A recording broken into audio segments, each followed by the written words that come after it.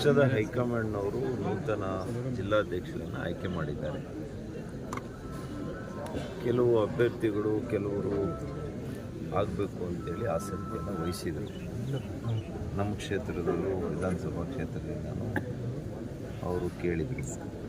ಅಂತಿಮವಾಗಿ ಹೈಕಮಾಂಡ್ನವರು ಇವತ್ತು ಶಿಡ್ಲಘಟ್ಟ ಸಿಕಲ್ ರಾಮಚಂದ್ರ ಅವಕಾಶವನ್ನು ಮಾಡಿಕೊಟ್ಟಿದ್ದಾರೆ.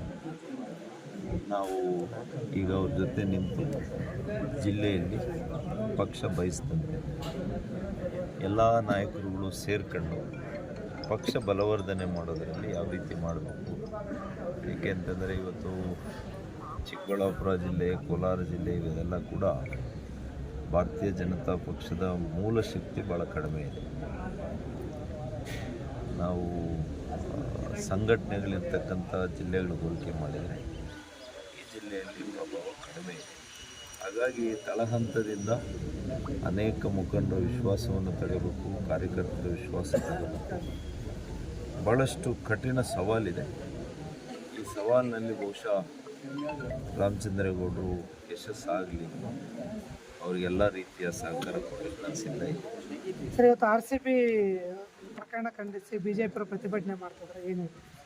ನಾನು ಈಗಾಗಲೇ ಮೊದಲನೇ ದಿವಸನೇ ಹೇಳಿದ್ದೇನೆ, ಯಾವುದೇ ಒಂದು ಗೊತ್ತು ಗುರಿ ಇಲ್ದಿರ, ವಿವೇಚನೆ ಇಲ್ದಿರ ಮತ್ತು ಅದಕ್ಕೆ ಯಾವುದೇ ಪೂರ್ವ ಸಿದ್ಧತೆಗಳ ಸಭೆಗಳನ್ನು ಮಾಡದಿರ ಕೇವಲ ಈ ಆಟಗಾರರ ಜೊತೆ ಸೆಲ್ಫಿ ಇಟ್ಕೊಳ್ಳೋದು, ಬಿಟ್ಟು ಪ್ರಚಾರ ಮಾಡ್ಕೊಳ್ಳೋದು, ರಾಜಕೀಯ ಪ್ರಚಾರ ಮಾಡ್ಕೊಳ್ಳೋದು ಉದ್ದೇಶ ಮತ್ತು ಅವ್ರ ಕುಟುಂಬದ ಸದಸ್ಯರುಗಳಿಗೆ ಆಟಗಾರರನ್ನ ಪರಿಚಯ ಮಾಡೋದು,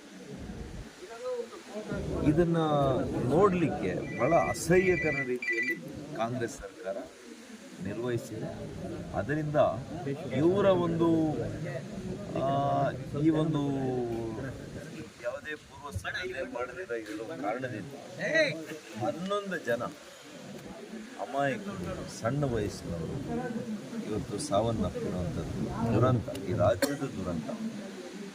ಆದರೂ ಕೂಡ ಅವರ ಒಪ್ಕೊಳ್ಳುವಂಥ ಪರಿಸ್ಥಿತಿಯಲ್ಲಿ ಇವತ್ತಿಗೂ ಕೂಡ ನೈತಿಕತೆಯನ್ನು ಮುಖ್ಯಮಂತ್ರಿಗಳು ಓದಬೇಕಾಗಿದೆ.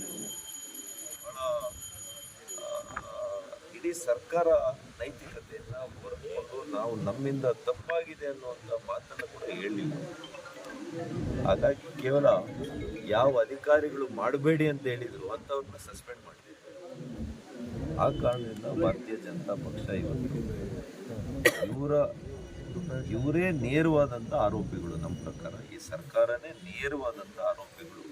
ಈ 11 ಜನರ ಸಾವು ಆಗಿದೆ ಅಂತ ಇವರೇ ನೇರ ಕಾರಣ. ಅದಕ್ಕೆ ಅವರ ವಿರುದ್ಧ, ಈ ಧೋರಣೆ ವಿರುದ್ಧ ನಮ್ಮ ಭಾರತೀಯ ಜನತಾ ಪಕ್ಷ ಇಡೀ ರಾಜ್ಯದಲ್ಲಿ ಎಲ್ಲ ಮಂಡಲ್ ಹಂತಗಳಲ್ಲಿ ಇವತ್ತು ಒಂದು ಉಗ್ರ ಹೋರಾಟವನ್ನು ಇಟ್ಕೊಂಡಿದ್ದಾರೆ. ನಮ್ಮ ಜಿಲ್ಲೆಯಲ್ಲಿ ಕೂಡ ಬಹುಶಃ ಡಾಕ್ಟರ್ ಅಂಬೇಡ್ಕರ್ ಅವರ ಸರ್ಕಲ್, ಶಿಡ್ಲಘಟ್ಟ ಸರ್ಕಲ್ ಅಂತ ಏನು ಹೇಳ್ತಾರೆ, ಅಲ್ಲಿ ಈ ಒಂದು ಹೋರಾಟವನ್ನು ಹಮ್ಮಿಕೊಂಡಿದ್ದಾರೆ. ಸರ್, ಈ ಜವಾಬ್ದಾರಿ CM